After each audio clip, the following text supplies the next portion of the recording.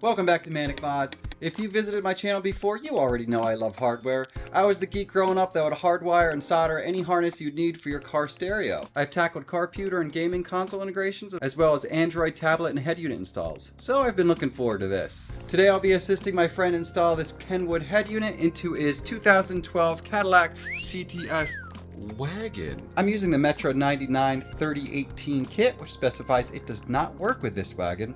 When looking for examples of installation, I was not able to find any, but after many hours of research and chatting with Metra support, I'm happy to bring you this solution. A little bit more about this CTS. It's got no navigation and sadly no V8 under the hood.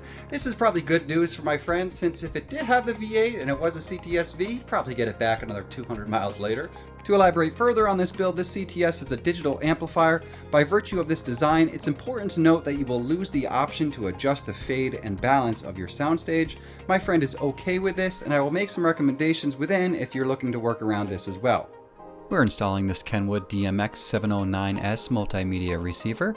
This will connect by means of Metra's 99-3018S kit. The S stands for silver and contains everything you see here. We will be using Metra's antenna adapter, part number ADEU1, as well as Metra's steering wheel controller, ASWC-1. All of these parts will be listed in the video's description, as well as any resources I mention herein. So, let's get to it! I highly recommend you update the firmware of Metra's 99-3018 module, as well as the optional ASWC steering wheel interface. You can download the tool from Metra's website, linked in my description. If you have a digital amplifier, you should take a moment to flatten your sound curve. These changes are provided digitally, and after installation, all changes will be done by your new head unit. Finally, plan ahead, as this retrofit took me approximately 12 hours to complete. If you're familiar with these types of installations, I suspect you can get it done quicker using this guide.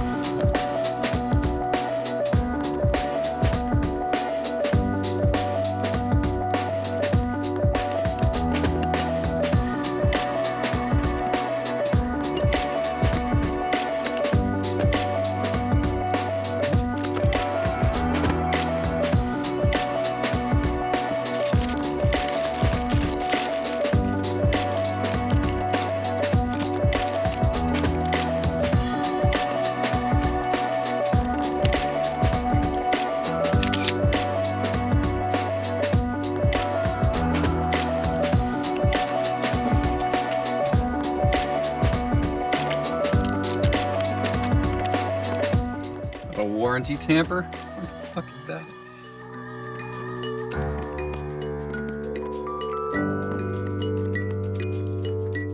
I think this is going to be able to sit right behind the that dash replacement. I don't see why not.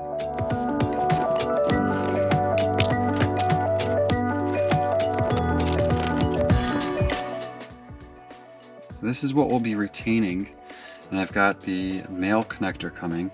So I have the normal Metra kit that connects to this, and it normally connects to the module to control the AC, but we'll be foregoing that because Metra says that module is not compatible with the wagon. Every time they put it in a wagon, it filled.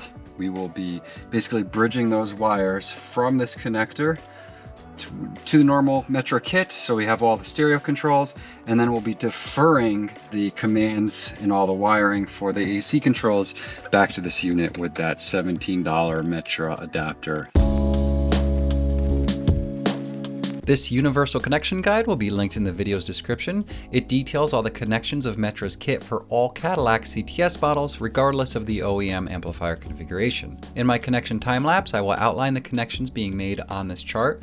Note I have marked any connection that does not pertain to my configuration with NA for not applicable. For example, these connections are not required by the Kenwood. If I was installing a reverse camera, I would use the reverse wire, and I could have used the parking brake, but I grounded this wire from the head unit instead to bypass the safety feature. You will see me remove these speaker wires from the harness since they do not pertain to the CTS digital amplifiers. These white and grays connecting to Molex connectors are pre-connected, and they should always be connected regardless of amplifier setup. With that said, if you have an analog amp, you connect the resistor adapter between them. Finally, the CTS has no OnStar and the Kenwood does not have an analog input, so these are marked NA as well. A quick visual overview of the kit. I've got my trusty Metra and Kenwood connection guide by my side. This is the primary Metra access module. My Kenwood stereo harness is ready for connections, as well as my Metra ASWX steering wheel controller. Off the Metra access module, we have their 16 and 22 pin connectors. The 16 pin can be considered the main harness containing the power, illumination, mute, remote wire, and speaker wires. Off the 22 pin, you'll find secondary speaker wires for ampless or analog amplifier configurations, as well as a line input, AC controller, a pre-wired steering wheel adapter connector, as well as an ignition power and ground. Connecting to the pre-wired steering wheel adapter connector will be the ASWX steering wheel controller. This is plugged into the 12-pin harness, and the 3.5mm is plugged in next to it, which extends a brown wire to Kenwood's blue and yellow remote control wire.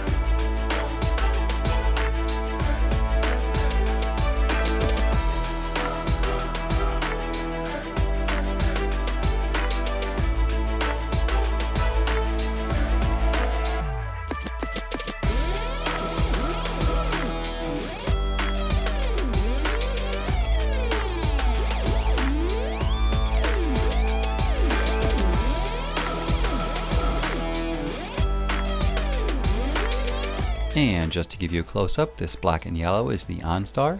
It's sealed like the other NA wires that were not depinned. The Kenwood stereo harness is soldered into Metra's harness. Metra's steering wheel adapter is connected by the 3.5mm and the 12-pin adapter built into their CTS kit. As a result, I did not need the included harness. Down here, I have the speaker wires for the non-digital applications. I will remove them after initial testing. Here is the analog input. And lastly, our AC module connector. The module itself will be stored and the plug to it will be cut and modified in the next section.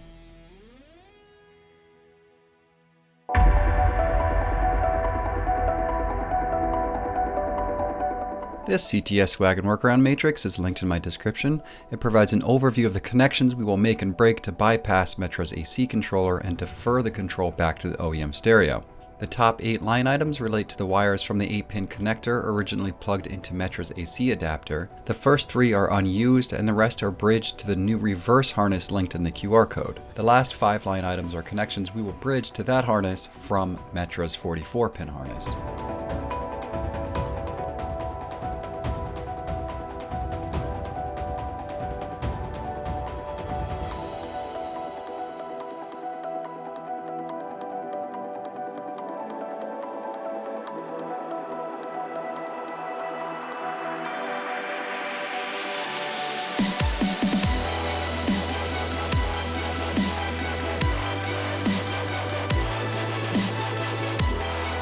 This is the 8-pin connector that went to Metra's AC controller. It does not work in the wagon, so we will cut it off. Any wire that went to this connector from Metra's module should be depinned. I did not have good luck depinning, so I followed them back to the module to cut and insulate them. I added the zip ties to ensure the insulation would stay on. The red was cut too short and I ended up successfully depinning that wire.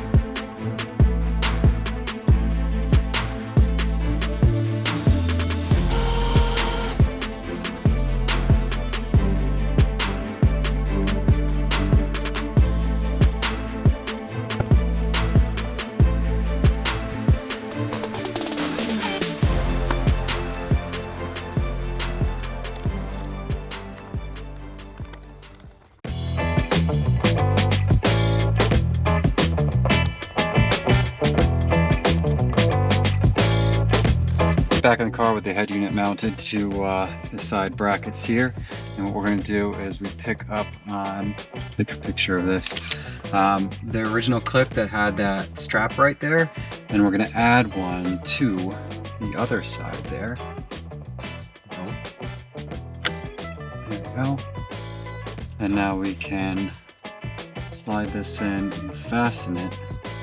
I think I'm just going to loose fit it for right now, just so I can make sure that it's got the proper depth. I might need to slide it up or down. Need to come out ½ inch.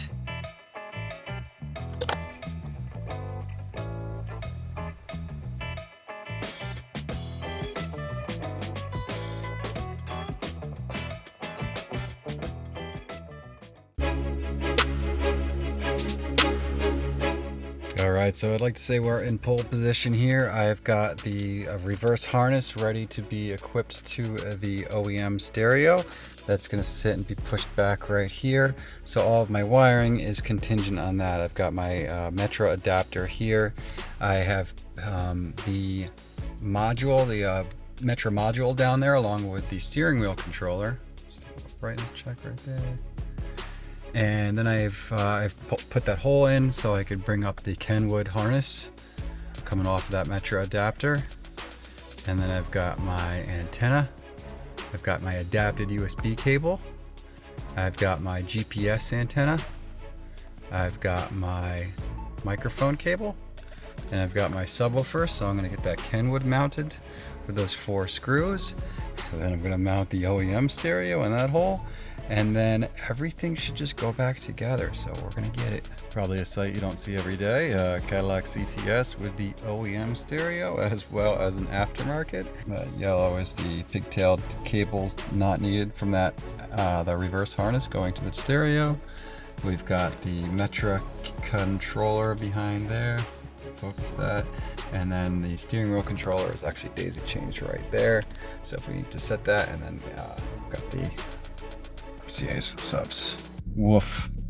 I wanted to keep the OEM CD player sitting behind, the first place basically, because it matches up to the front and I didn't want any clearance issues. So I put the stereo in front because they pick up on the same mounting screws.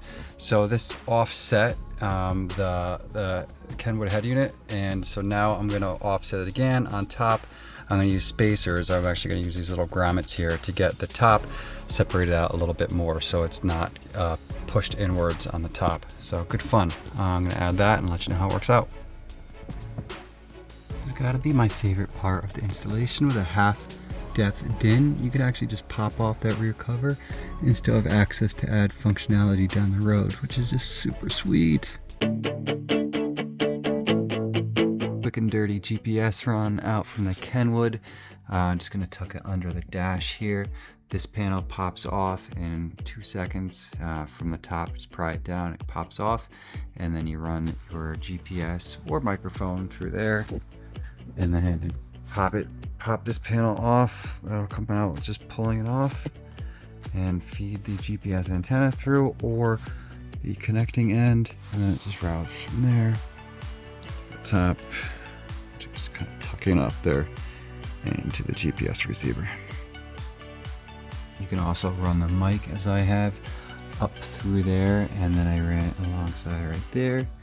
I had popped this vent out just the bottom, just enough to sneak that through, which does sound very nicely. Comes out, I come out by the leather, so when the steering wheel goes up and down, it doesn't disrupt any connections.